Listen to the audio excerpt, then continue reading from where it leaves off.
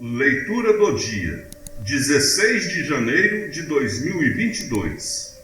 Bom dia, amados irmãos e amadas irmãs. Que o Senhor derrame toda sorte de bênçãos sobre o seu dia, sobre a sua vida. Vamos ouvir a leitura do livro do profeta Isaías, capítulo 62, versículos de 1 a 5. Por amor de Sião não me calarei, por amor de Jerusalém não descansarei, enquanto não surgir nela como um luzeiro a justiça, e não se acender nela como uma tocha a salvação. As nações verão a tua justiça, todos os reis verão a tua glória. Será chamada com um nome novo, que a boca do Senhor há de designar. E serás uma coroa de glória na mão do Senhor, um diadema real nas mãos de teu Deus. Não mais te chamarão abandonada, e tua terra não mais será chamada deserta. Teu nome será a minha predileta, e tua terra será a bem casada. Pois o Senhor agradou-se de ti, e tua terra será desposada.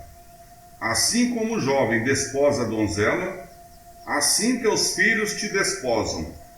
E como a noiva é a alegria do noivo, assim também tu és a alegria de teu Deus. Palavra do Senhor.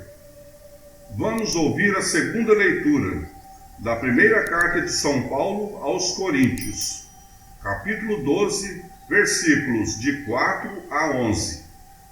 Irmãos, há diversidade de dons, mas o mesmo é o Espírito.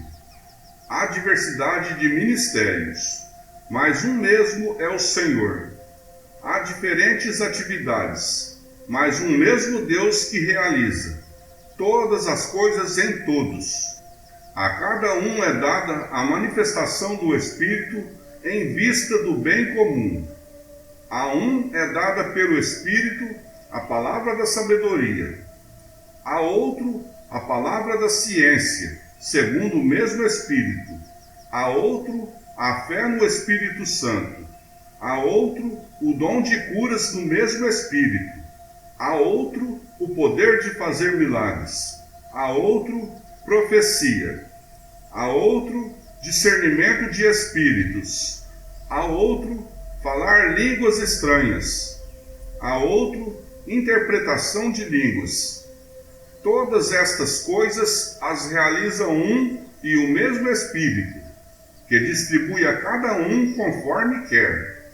Palavra do Senhor.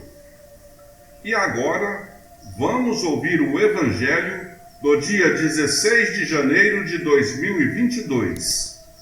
Do Evangelho de Nosso Senhor Jesus Cristo, segundo João, capítulo 2, versículos de 1 a 11. Naquele tempo, houve um casamento em Caná da Galileia. A mãe de Jesus estava presente. Também Jesus e seus discípulos tinham sido convidados para o casamento. Como o vinho veio a faltar, a mãe de Jesus lhe disse: eles não têm mais vinho. Jesus respondeu-lhe: mulher, por que dizes isto a mim? Minha hora ainda não chegou. Sua mãe disse aos que estavam servindo: fazei tudo o que ele vos disser. Estavam 6 talhas de pedra colocadas aí, para a purificação que os judeus costumam fazer, e cada uma delas cabiam mais ou menos 100 litros. Jesus disse aos que estavam servindo: enchei as talhas de água. Encheram-nas até a boca. Jesus disse: agora tirai e levai ao mestre-sala. E eles levaram. O mestre-sala experimentou a água que se tinha transformado em vinho. Ele não sabia de onde vinha, mas os que estavam servindo sabiam, pois eram eles que tinham tirado a água. O mestre-sala chamou então o noivo e lhe disse: todo mundo serve primeiro o vinho melhor, E quando os convidados já estão embriagados, servem o vinho menos bom. Mas tu guardaste o vinho bom até agora. Este foi o início dos sinais de Jesus. Ele o realizou em Caná da Galileia e manifestou a sua glória, e seus discípulos creram nele. Palavra do Senhor. Amados irmãos e amadas irmãs, o que eu pude perceber neste milagre de Jesus é o cuidado divino para com a família e com o casamento.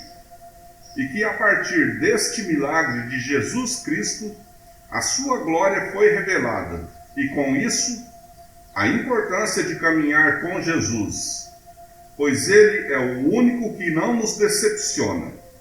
A importância por trás desse milagre está muito vinculada à fé. Caminhar com Jesus é isso. É deixar Ele tomar conta de tudo.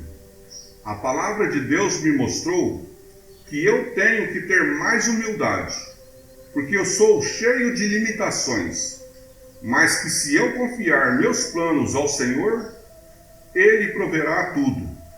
Que não existe problema sem solução quando se coloca Jesus Cristo no comando. Que é só com a ajuda de Cristo que eu posso superar os meus limites, e que sem a ação de Deus na minha vida, eu não sou capaz de nada. Jesus pode transformar a derrota em vitória, a doença em saúde, a falta de dinheiro em abundância. E só Ele pode fazer isso. Eu pude enxergar que diante do nosso apelo, da nossa oração, que Deus ouve e reage aos nossos pedidos. E mais uma vez eu te pergunto, o que esta palavra disse para você? Como ela tocou no seu coração? Deixe o seu comentário logo abaixo. E até amanhã, se Deus quiser. E tenha um dia abençoado por Deus.